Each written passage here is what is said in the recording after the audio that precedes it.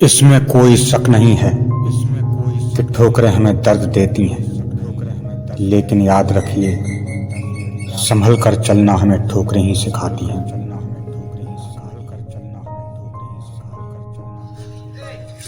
अजीब जमाना है साहब, लोगों के साथ भलाई करो तो वह बेवकूफ़ समझते हैं और उसका नाजायज़ फ़ायदा उठाते हैं, और भलाई ना करो तो इल्ज़ाम देते हैं कि आप सज्जन नहीं हैं, क्योंकि नाजायज़ फ़ायदा उठाने का मौका नहीं मिलता।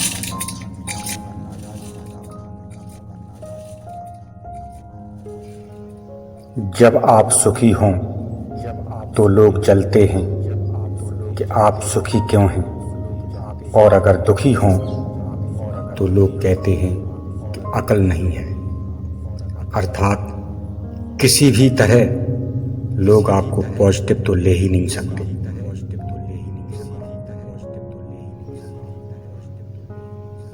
जिन अपनों के लिए मैंने पैसा पानी की तरह बहाया और उनके पीछे उनके सुख के लिए मैंने खुद को बर्बाद कर लिया, आज वही लोग मुझे मूर्ख कहकर किनारा कर गए। अब समझ में आया कि पैसा ही अपना था जिसे हमने गैरों के पीछे बहा दिया। जब आप प्रेम करते हैं ना, तो सिर्फ प्रेम करते हैं। खुद को निर्दोष साबित करने के लिए सबूत जुटाने का ध्यान कहाँ है आपको? और अगर है तो स्पष्ट है आप सच्चे प्रेमी नहीं हैं, और तब महफिल में आप ही जीतेंगे, क्योंकि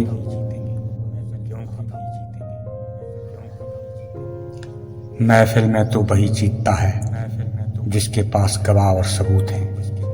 लेकिन याद रखिए, दिल की महफिल में केवल वही जीतता है जो आपको सच्चा प्रेम करता है। इसलिए याद रखें, कोई आपको धोखा देकर बेशक दुनिया के सामने खुद को सही साबित कर दे, लेकिन आपकी दिल की महफिल में वह छुप नहीं सकता। ठीक उसी तरह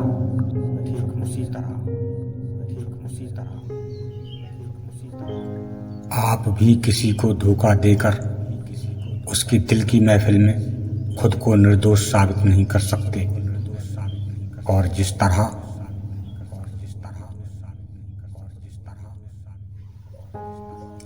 कोई आपको धोखा देकर यह अच्छी तरह जानता है कि मैंने उसके साथ धोखा किया है, उसी तरह किसी को धोखा देकर आप भी अच्छी तरह जानते हैं कि मैंने उसके साथ धोखा किया है। इसलिए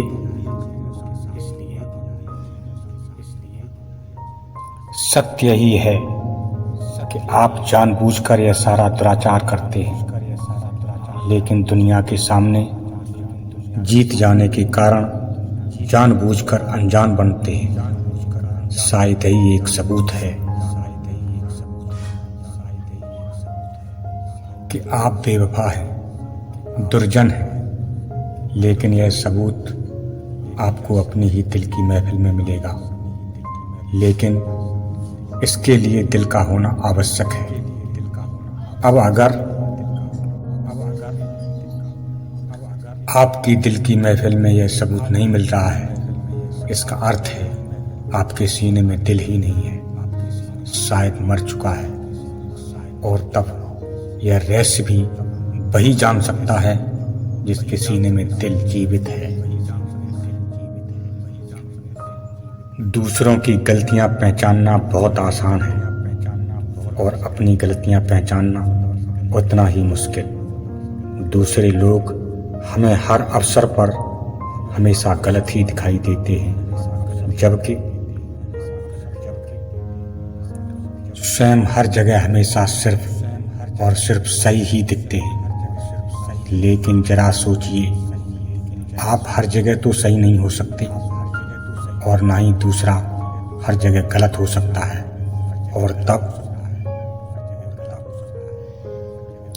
क्या इतना सबूत काफी नहीं है यह समझने के लिए कि आप गलत हैं, लेकिन आप हैं कि फिर भी स्वयं को गलत नहीं मानते। बस यही आपके गलत होने का सबसे बड़ा प्रमाण है। और